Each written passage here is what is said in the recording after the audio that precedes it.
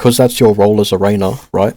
When we look at how our Jet plays here, he's obviously charging up his dash, right? Right here, and he throws a smoke, so he's about to go in, right? Like, everything about his body language, the way he's charged up his dash, and the way he's throwing out his smoke, right? Also with the fact that our Astra has already smoked off for us flowers, right?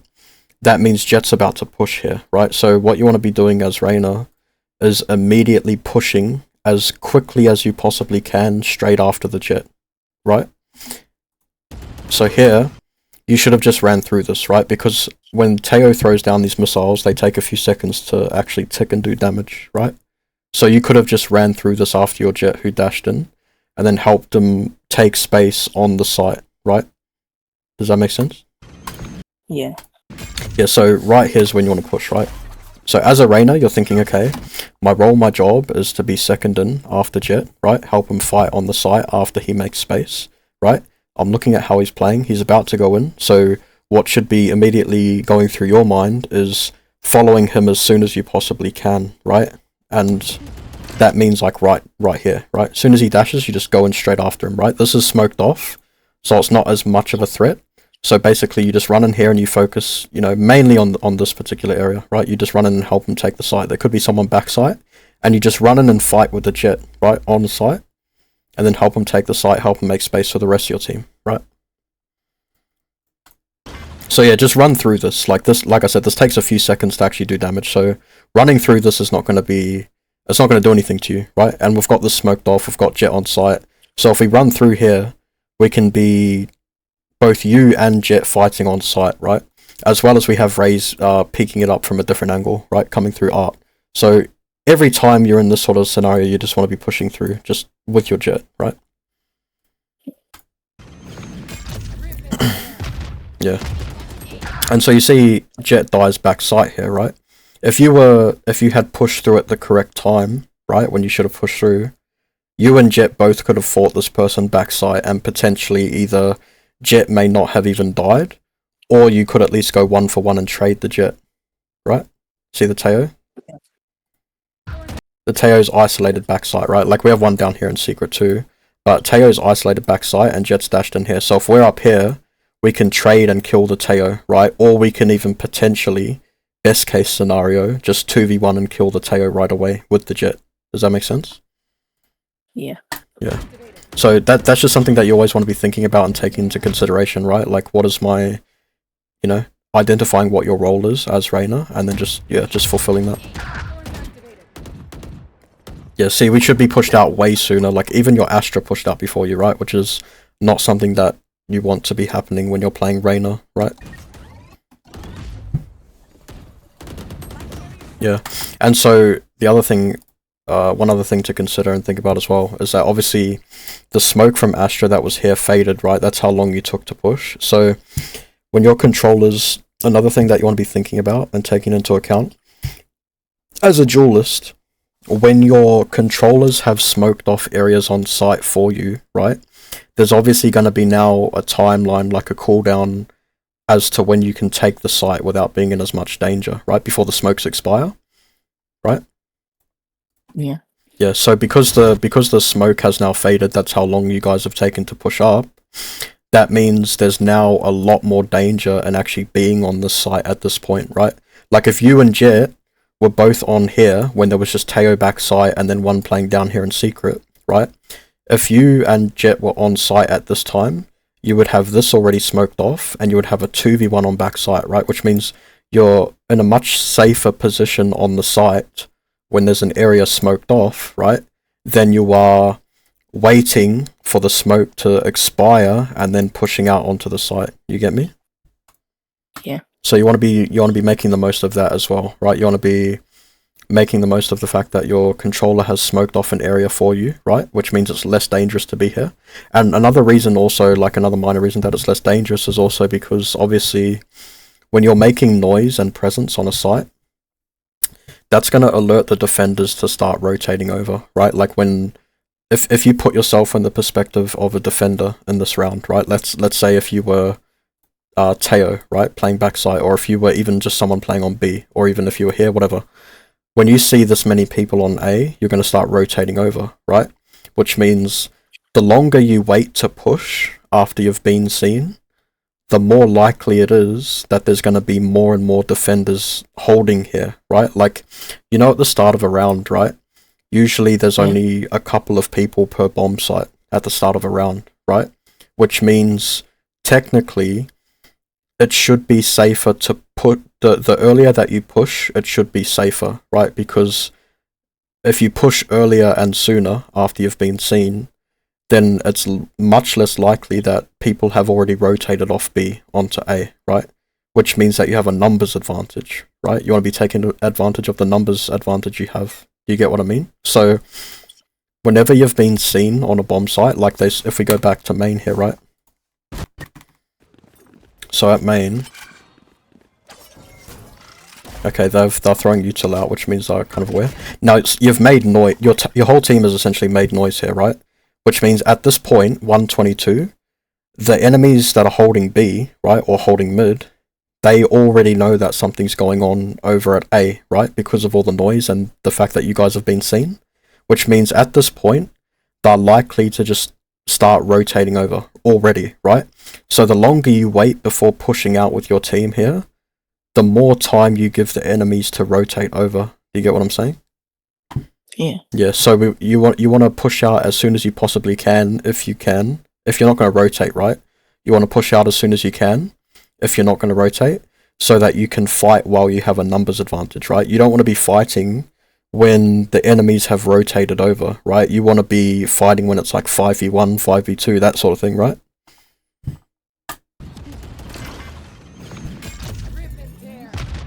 Yeah. So we have the slow push, and then obviously we come out, the smoke's already cleared. Get a good kill here. Good kill. Shit. Oh yeah. Okay. We got this, Reyna. You see how now the round just becomes very hard, right? Because I've already rotated, right? And the whole reason that this round was hard was because of how it all comes back to how slowly that you pushed out. You get what I mean? Yeah, so if you'd pushed out sooner, you'd have you and Jet 2v1ing Teo back site. You'd have your whole team on site when there's only about 2 defenders, right? And you just set yourself up for a much better post-plant scenario. Is that all making sense? Yeah. Yeah. So those are just things that you want to think about, right?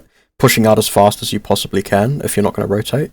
And also taking notice of when we're playing Reyna, you know, how quick is our Jet pushing out? Because if our Jet's pushing out quick, and we're able to follow him as Reyna, then we want to do that as soon as we can, right? If we can. Okay, so what happened here? You died from art, right? Okay, so in this post-plant scenario right here, if we play back this round, just from the start, from the post-plant.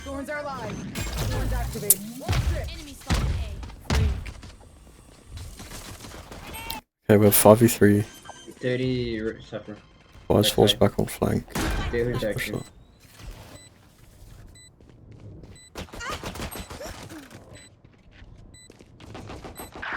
Okay, so at this point, at this scenario, right here, when you kill the Cypher. So obviously, if we look at our map up here, I know you can't see my pen thing, but it'll show up on the recording. So obviously we had Raze that pushed through flowers, and she ran through behind here and she died up here, right, to Teo. And then obviously the Cypher's here who you just killed, right, which means that there's only Teo and Omen. These two are the only ones alive, right? And because we know Teo is in this area, right, and we know Cypher just came from here, and Omen didn't show up anywhere on the map, that automatically means that Art over here, right, this whole section, this whole area, is now like a high priority zone, right? Because if Omen was playing, say for example, if Omen was playing anywhere in this area, right, around Secret and Dugout, then he probably would have shown on the map beforehand, right, when Cypher and Teo were fighting in this area, which means that it's highly likely he's either going to be here, or he's going to be coming really, really late through spawn into flowers, which is a lot less likely, right? So, with that information, right, that we have, as soon as we kill Cypher here, we want to be focusing on this area specifically, right? So, like, either we fall back into this cubby, or we just fall back into main with Vise and then play 2v2 or 2v1 on Spike. You get what I mean? Yeah. So, what this mistake comes down to here, if we play it out, right?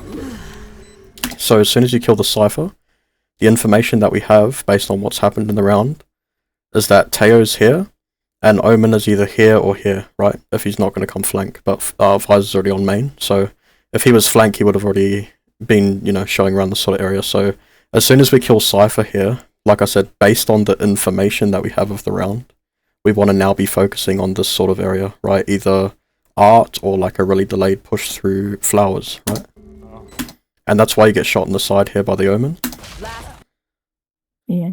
Right here, right? Because, and so like I said, what the mistake comes down to is whenever you find yourself in a situation where you're playing post plant, right? And you're obviously holding the spike, right? If you're on attack playing post plant, you want to be focusing on and taking in as much information as you can, right? Processing as much information as you can about where the enemies are and where they could potentially be, right? And the way that you do that is by, first of all, obviously taking notice of the minimap, right? And then when we see which enemies show up where on the map, relative to how many enemies there are still alive, right, on the enemy team, based on that information, we can sort of deduct where the enemy defenders are going to sort of come from. The objective when you're playing post plant and when you're on attacker side in general, right, as soon as you've put the spike down, the game then becomes your primary objective is to simply delay and prevent the enemies from retaking, right? That's basically what the whole round is going to become centered around once you've planted. And so if we look at the state of this round through here, right, when we get on site, okay, Jet just gets a pick on Waylay, right? So now we assess the situation, okay? We're about to plant the spike, and the round is about to become a 5v3, right? With your whole team, and then Cypher, Teo, Omen, right? So now, when we're aware that there's only 3 defenders alive, right? Any information that we get on this map tells us where any of these defenders are likely to come from that don't show up on the map, right? So like, for example, if Omen shows up here in secret, then we know that we only have to watch out for either Teo and Cypher, right, where they could potentially be. So it is like what you said, right? It is playing for info, but it's more about just processing the information and then playing accordingly, right?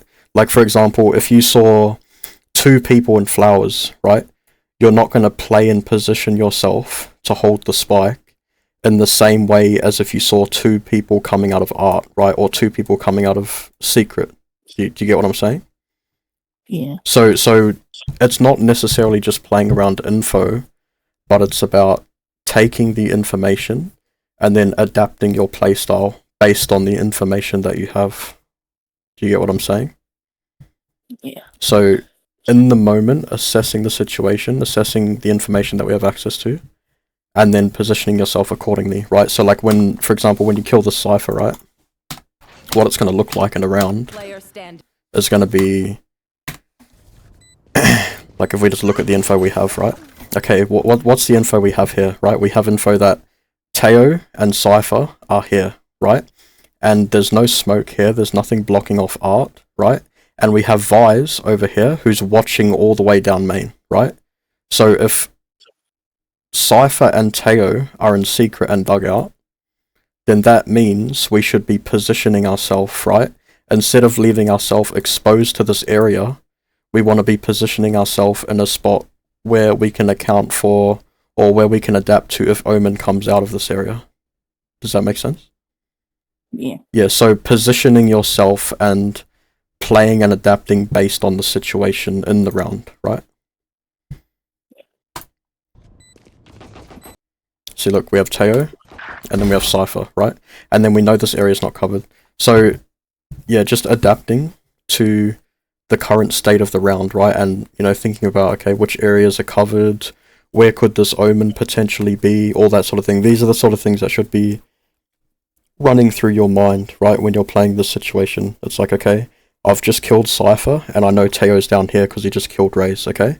So then what you'd be thinking is, okay, where's the Omen, right? Where's the Omen? Because there's only Teo and Omen left, and we know Teo's here, right? So the other thing that you should be thinking of is just, where's the Omen, right? And because, like I said, this whole area is not covered, it's highly likely he's going to come from art. So then, when you think of that in the moment, you go, okay, Teo's here, but Omen could be here, or he could be here, or something like that. Then you're going to move yourself and sort of just, you know, play accordingly. Does that make sense to you? Is that, like, I don't want to give you too much information overload, but is it making sense? I can understand. Yeah, because I want to make sure that it's something that you can also start to work on and implement in your game. You know, like, I don't want to just say things for you to understand and then not be able to actually do them in game. You know what I mean? Like, I want to make sure that what I'm saying is something that you can actually take into your future games, you know? Yeah. Yeah, so basically, in a nutshell, it just comes down to, right, if we were to sum it up, just taking notice and taking in information that we have about the round, and then playing accordingly, adapting, right? Teo and Omen are alive, Teo's here, so we adapt, right? We say, okay, Omen could be here, we adapt, we move, right? If it was different, if Teo was coming from art, right, but nobody had eyes on secret or eyes on flower, then we would play differently to this, right? So it's all dependent on the current state of the round, right? Yeah. Okay. Last Yeah. player standing. Yeah, so instead of looking down here, you'd obviously want to be wary of this area, right? His name, though. Obviously, what we know from this, right, is that Jet got spammed through this wall by Cypher with an Odin, right? Now, that raises a few red flags, right? That he's obviously, the reason he's bought an Odin and sat in dugout is so that he can spam people through the wall, right? So, right here, when we get this information, we should probably know that he's either going to have trips here, or that he's just going to try and spam us when we take up into this area, when we come up into this area, right? So that means we should be adapting our gameplay accordingly, right? Based on what the Cypher's done and based on what we've seen, right? 50 Cypher. And so this is just going to come down to, again, right? Similar to what I said in Pistol Round in the first round, taking in information as it happens and then adapting your gameplay accordingly, right? Because usually in Valorant, most of the time, no round ever goes like 100% perfectly as planned, right? A lot of Valorant is about how you can adapt to the situations that you find yourself in each round, right? Because obviously, your team has a plan to do something in the round, and their team has a plan to do something in the round, right? And a lot of the time, they can sort of interject, and whatever they are doing can sort of disrupt what you plan to do, right? So you want to be taking in information from the round as it happens and then adjusting your gameplay based on that, right? Based on info. So based on this info, we shouldn't be running up into this area, right? Because if we go back 5 seconds, okay, the info we have is that there's a Cypher in dugout spamming with an Odin. So that, like I said, that tells us we want to kind of avoid this area, right? Rather than go into it. 50 Cypher. And then that's what ended up killing you. Yeah. So if we had adapted our gameplay based on the information all the way back here, then we wouldn't find ourselves in a situation right here. Okay. Just something really small to note is that you want to be making, like, obviously as Reyna, it's not as severe as it is on other agents, right? But something that you just want to remember, and this is going to become really important, the higher that you rank up, the more important it's going to become, is you want to always be saving and using your util at the most optimal situations, most optimal times, right? So like, just something small here, right? When you throw this flash, so like, that does nothing ever, right? That one's okay, but when you throw this flash right here, this never does anything, right? Like, if there's an enemy in here, he's in a smoke anyway, right? It's throwing the flash here does absolutely nothing, right? But say this flash could become very important later on. Let's say if you find yourself in like a 1v1, or like even if you're 2v1 and you're holding spike, right? When the enemy goes to defuse, when you hear the tap, that having that one extra flash can win you a round, right? Like, let's say if you were holding long, let's say you're holding long down here, right? And, you know, your team planted here, whatever. When you hear an enemy tap the spike, you having one flash, that can potentially win you a round, right? So you just want to also be making note to use your util right? And any time that you go to use any of your util, which obviously applies for any agent, you want to be thinking what you're getting out of it, right? So like before you throw this flash, for example, you want to be thinking, okay, like when you come up and you throw this, okay, like before you throw this, you want to think, what am I going to get out of this flash, right? When I throw this up here, that's in a smoke already, what am I actually going to get by throwing this, right? And the answer is nothing, right? The real answer is nothing. So anytime that, just something to make note of is that anytime you go to use util, try and think to yourself before you use it. You know, if I use this util, what am I getting out of it? What is my team getting out of this flash, right?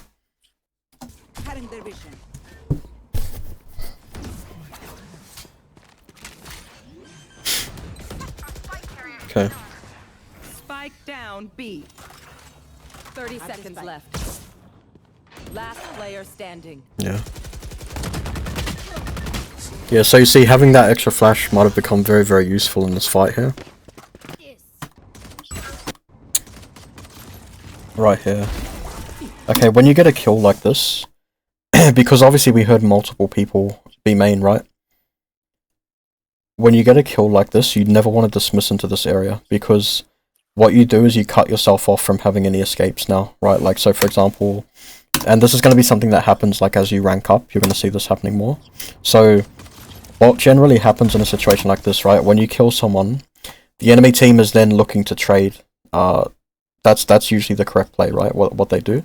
So you don't want to dismiss yourself into an area where, because obviously they can hear you, right? So it's not like you're getting a kill and then sneaking back into this area and then like playing an off angle or something like that, right? Because you're dismissing, they can actually hear that you're in this area, right? When you dismiss. So when you get a kill like this, you have to be immediately thinking that enemies, especially like I said, as you rank up, this is going to happen all the time. They're going to be looking to trade that kill that you just got, right? Go for one. So you never want to then put yourself into a situation or scenario where you're back against the wall and you have nowhere to run and escape, right? Like, let's say if you kill this Reyna, right? And then let's say the enemy team runs out looking to trade the kill, right? If 2, 3, 4 of them run out of here right now, you have nowhere to go at all, right? If they run out of here. And they're just going to basically just sandwich you, right? Like 4v1, 3v1, 2v1, whatever.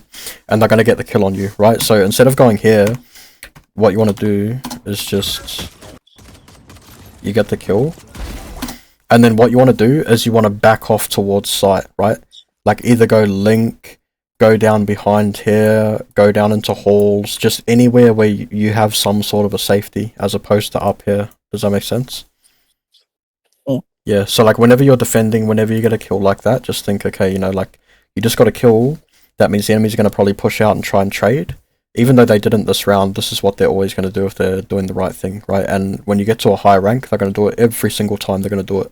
So what you just want to be thinking is, as soon as you get that kill, just back off to safety or somewhere where you can actually escape if they all push through, and then play 5v4, play numbers on defense, right?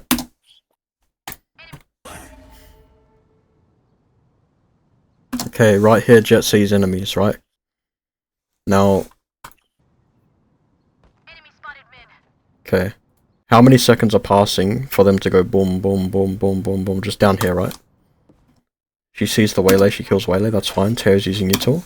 Okay, so your jet sees, if we're looking at the minimap and paying attention to the minimap, the information that we have here is that Jet has seen at least 3 enemies here in mid, in this general area, right? Like around from link, like to here, right? This area.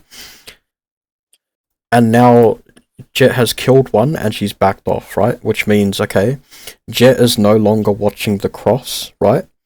And we know that there's multiple enemies in mid, right? That have already crossed past the mid door section of mid. So if we're paying attention to the minimap and looking at that, then we should know that there are enemies here, here, here, here. Like they're moving, they could very easily already be up into this sort of general area, right? And so that's what led to the timing on you getting killed. It's that. So like if you paid attention to the Jet, right? And paid attention to the map and what was happening on the map over here, then you would pretty much be expecting there to be 1, 2, maybe more enemies already down in this area, right? Because the way that you move up here, it's like you're obviously moving up to prevent the push, but you don't look like you're prepared for there to already be someone here. Like, you're not playing as if there could be one here already. Do you know what I mean? Yeah. And then obviously, you know, one pops out and just... There's one, yeah, I know that. Yeah. So, like, I know you moved here to stop the push, which is fine. It's just that, like I said, if we were paying attention to the map and what was happening over here in mid, then we would already be expecting there to be multiple people here. You know what I mean? Fake plant, he draws you out, you're dead, right? Okay, there's a second fake plant, right? The second tap. Yeah, see, again, right? And, like, obviously this is them, this is not you. But what she's doing is she's trying to draw out as many 1v1s as she possibly can, so she doesn't have to fight everyone at once, right? That's literally what they're doing. So what you want to do in this scenario, literally just... If we're Reyna... One enemy remaining. Okay, we have a 3v1. 3v1, we got Astra up here, we got you up here, so we got multiple angles to attack from, right? Zone A. I mean, Reyna was 140 when I almost got. Okay, what you want to do here... I don't know why you Astra did the smoke, but... what you want to do here... Just let her plant, right? Even obviously she wasn't planting, but like, let's say if you hear this, just let her plant in this scenario, right? Because... You have 3v1 people, like you have 3 people that you can retake with, right? And it's only one person with an op. So in this scenario, what you probably want to do is just hold the angle, right? Until the spike is fully planted, right? And then once the spike is fully planted, you can start moving out from multiple different angles, attacking from multiple different angles, and just isolating her in like a 2v1, 3v1 sort of situation, right? Because... At this point in the round, all of the pressure is on the Reyna, right? She's the one that, you know, she's 1v3, she has to get the bomb down, right? There's a lot more pressure on the attacker in this scenario than there is on the defender, right? Because like I said, even if she gets the plant, she gets the bomb down, it doesn't matter, right? Because like I said, you've got 3 people you can just take the site with, right? So, even trying to prevent this plant from happening isn't really the right play, right? What you want to do is actually just let them plant, right? Because if we think about it from the perspective of just the information, right? If she's only tapping the spike here, right, which she is, that means that there are multiple places where she could be, right? She could be on site, she could be over here, which is where she was, right? She could where she killed you from, right?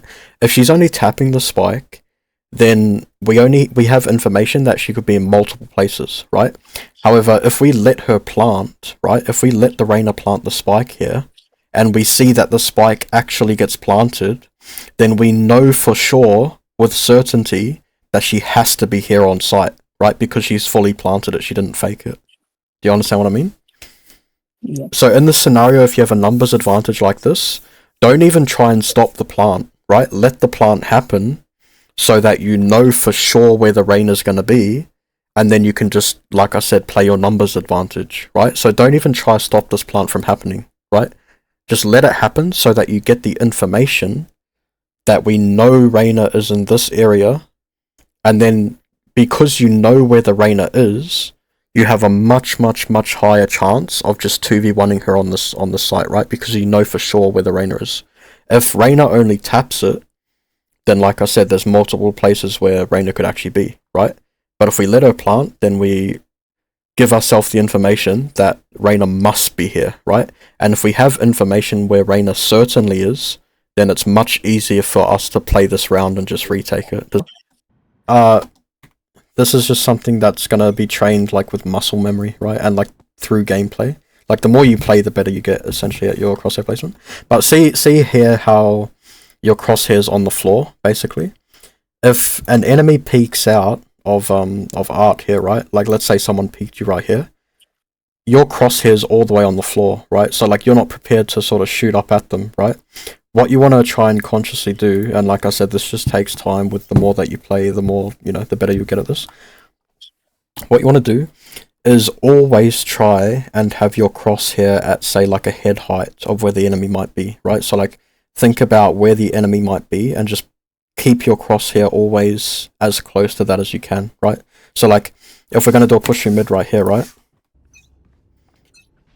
Instead of looking down, okay, yeah, so instead of looking down at the ground, we want to just be lifting our crosshair up as if there's an enemy here, right? So basically the way that you treat it is you assume that an enemy's here, even if you don't know, right? That's how you approach crosshair placement, right?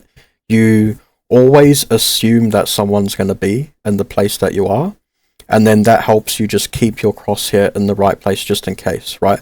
So like, say for example, if we're planning to go down mid into art here, we want to just assume there's an enemy here, right? And so we put our crosshair up here, right? Even if there's not going to be even if it happens that there's not an enemy here, we just want to treat it as if there is, right? So that, like I said, if there were an enemy that peeked us, then our crosshair is already at head height, which means we're already ready to shoot at them, right? The moment they peek. Oh, 1 sec. Yeah. Yeah, see, right there, right? That's a good example that we have. That's actually good that Reyna was here, so I can actually show you, like, real time. So you see... Okay, this is when you see Reyna. So you see where your crosshair is? Yeah. Right, you're not ready to shoot this Reyna, right? Because your crosshair's all the way down there between the legs, right? So, when Reyna sees you... Okay, you die very quickly to a headshot, you see that?